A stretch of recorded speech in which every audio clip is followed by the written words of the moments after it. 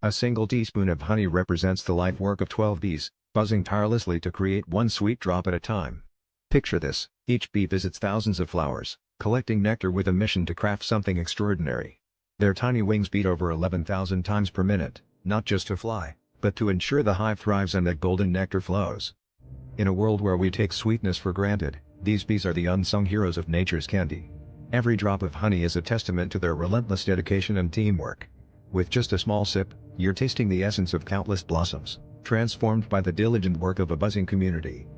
The process is astonishing. Nectar is stored in a special stomach, and upon returning to the hive, it's passed mouth to mouth among bees, reducing water content until it becomes the honey we know. The hive hums with activity, each bee playing its part in this perfect symphony of nature. So next time you drizzle honey on your toast or stir it into tea, remember the extraordinary effort behind that simple act.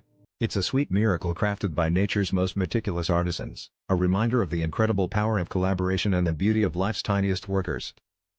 Time erased, 13 days. Imagine losing a whole day of your life. That's exactly what happened in 1920 when the Soviet Union decided to skip February 1st entirely. This wasn't a magic trick or a glitch in the matrix, it was a calculated decision to shift from the Julian calendar to the Gregorian calendar, the system most of the world uses today. The switch was part of a broader effort to synchronize Soviet society with the Western world, which had largely adopted the Gregorian calendar centuries earlier. The Julian calendar, introduced by Julius Caesar in 45 BC, was slightly misaligned with the Earth's revolutions around the Sun. Over centuries, this misalignment caused significant drift in dates and seasons. By the 20th century, the discrepancy had grown to 13 days. The Soviet leadership, keen on modernization and progress, saw the calendar change as a crucial step in aligning with international norms, particularly in trade and diplomacy. On January 31, 1920, as the clock struck midnight, the Soviet Union jumped straight to February 14, erasing 13 days from the calendar in an instant. This abrupt change was more than just a temporal adjustment, it was a symbolic leap towards a new era, reflecting the Soviet desire to break away from old traditions and embrace a future defined by scientific and ideological modernity. The missing day became a footnote in history, a fascinating reminder of how time itself can be manipulated by human decision. This drastic calendar shift was not without its critics and confusion. People were suddenly thrust into February 14th without living through the days in between, causing chaos in daily life and schedules. Yet, it was a testament to the sweeping changes Russia was undergoing, a nation reborn in revolution, willing to reshape even the fundamental fabric of time to fit its vision. This bold move is a perfect example of how history is often punctuated by unexpected and dramatic transformations.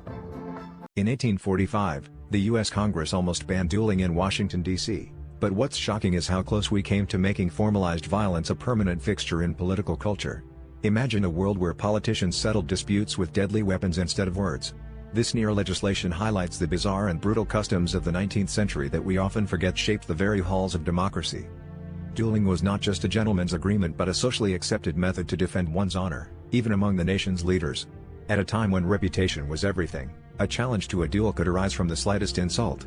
The capital of the nation was not immune to this practice, and it became a hotbed for showdowns that could have easily turned bloody. The debate in Congress on whether to outlaw dueling underscores the tension between maintaining a semblance of civility and the harsh reality of how disagreements were often resolved. Some viewed dueling as barbaric, while others saw it as a necessary evil, a way to keep order and respect among powerful men. This clash of ideologies almost led to a law that would have transformed the landscape of American politics. While the law ultimately failed to pass, the fierce discussions it sparked reveal much about the era's values and the lengths to which people would go to protect their honor. It's a stark reminder of how societal norms evolve, often dramatically, leaving us to wonder what practices of today might seem equally bizarre in the future. The light bulb's hidden truth. Thomas Edison didn't invent the light bulb, he perfected it.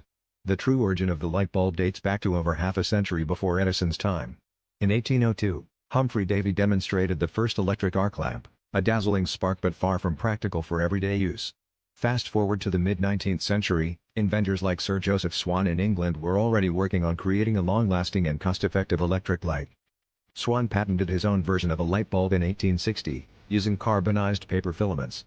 However, it wasn't until the 1870s that the technology and materials necessary for a successful, commercial electric light came together. Swan's bulbs were used to light up homes and public spaces in England, but they still lacked efficiency and durability. It was a race against time and technology to create something that could truly transform society. Enter Thomas Edison, who in 1879, filed his patent that would change everything. Edison's genius lay in finding the right filament material. He experimented with thousands of different substances before settling on carbonized bamboo, which could last over 1,200 hours. His breakthrough wasn't just about the bulb itself but the entire electrical system, including generators and wiring, which made widespread use feasible. Edison didn't just invent a light bulb, he invented the infrastructure that brought electric light to the masses. The tale of the light bulb is a testament to the incremental nature of innovation.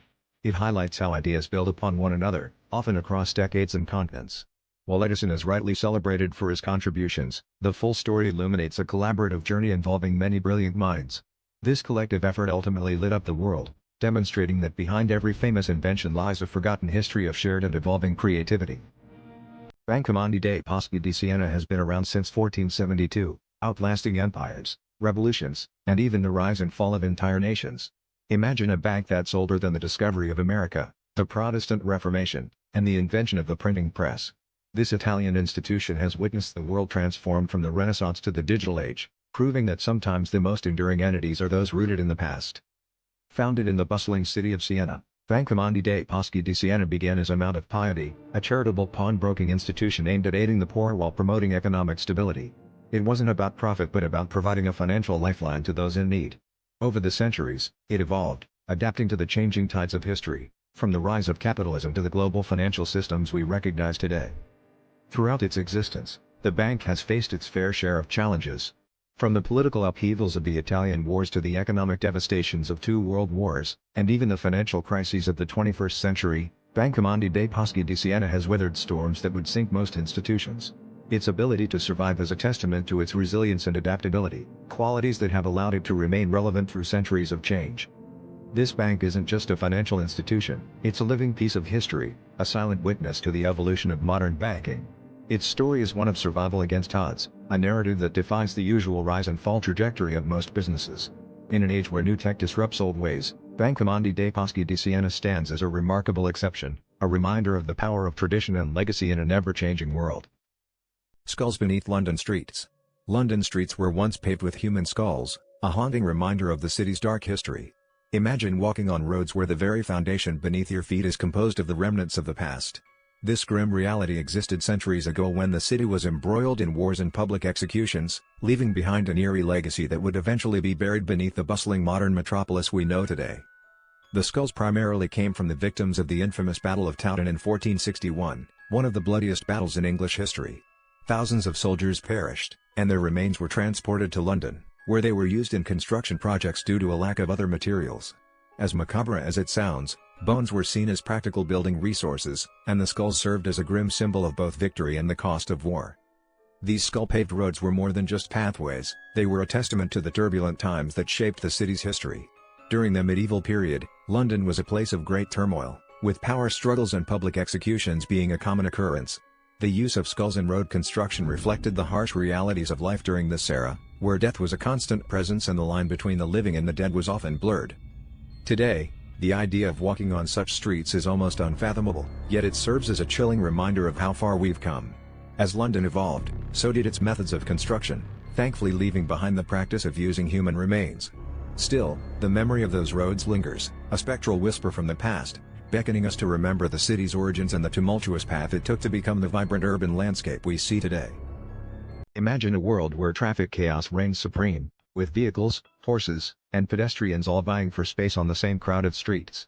In 1914, this was the reality until the first electric traffic light was installed in Cleveland, Ohio.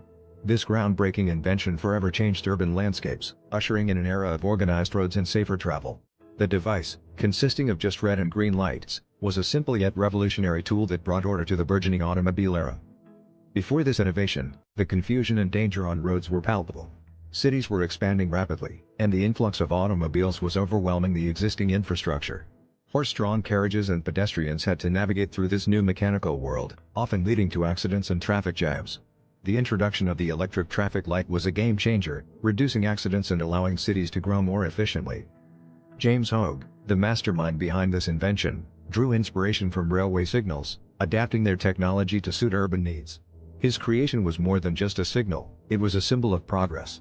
Cities around the world quickly adopted the technology, each adding their own variations, but all stemming from Hogue's original design. This small change paved the way for the complex traffic management systems we rely on today. The legacy of the first electric traffic light is still felt over a century later, as cities continue to evolve and adapt to new transportation challenges. While we now have sophisticated systems with timers and sensors, the core principle remains the same: to facilitate safe and efficient movement through the urban jungle. It's fascinating to think that something so integral to our daily lives began with a simple red and green light on a bustling Cleveland street corner. Sister ships near miss. The Titanic wasn't the only White Star Line ship that almost met its fate with an iceberg.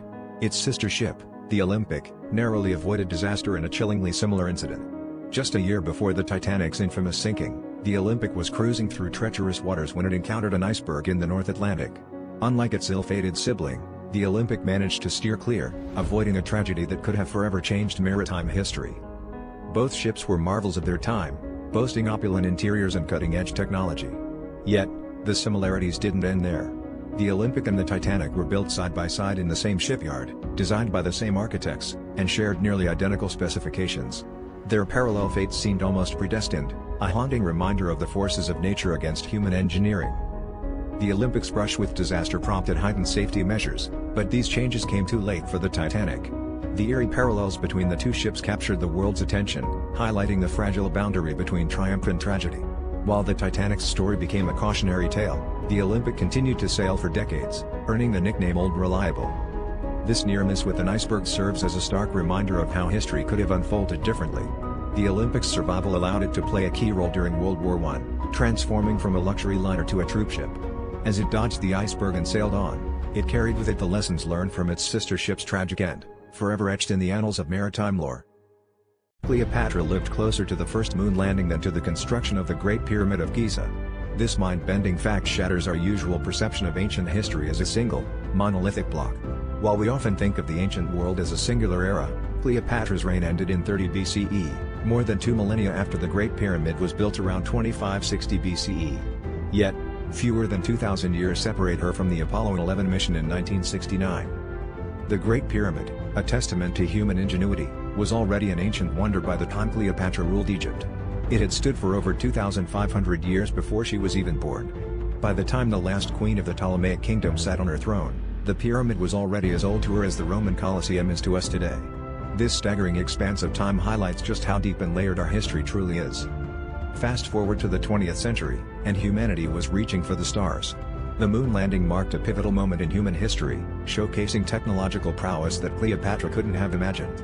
The connection between these two seemingly disparate events underscores the rapid acceleration of human achievement, from building monumental tombs to exploring other celestial bodies. This perspective adds a profound depth to our understanding of history, reminding us that ancient times were not a single continuum but a complex weave of civilizations and advancements. It's a narrative that encourages us to appreciate the vastness and diversity of our past, where timelines overlap in unexpected ways, connecting ancient rulers to modern explorers across the chasm of time. Emus defeat soldiers. In 1932, Australia waged war against emus. Yes, you heard it right. Armed with machine guns, soldiers faced off against an army of flightless birds, and lost. This bizarre chapter in history, known as the Great Emu War, highlights how human ingenuity sometimes falters in the face of nature's resilience. It all began when 20,000 emus descended upon Western Australian farmlands, devastating crops. Farmers, desperate to protect their livelihood, called in the military for assistance. Armed with Lewis guns and ammunition, the soldiers set out with confidence, believing victory was inevitable. However, the emus proved to be cunning adversaries, employing guerrilla tactics that would baffle even the most seasoned generals. The birds scattered into smaller groups, sprinting in different directions, making it nearly impossible for the soldiers to gain an upper hand.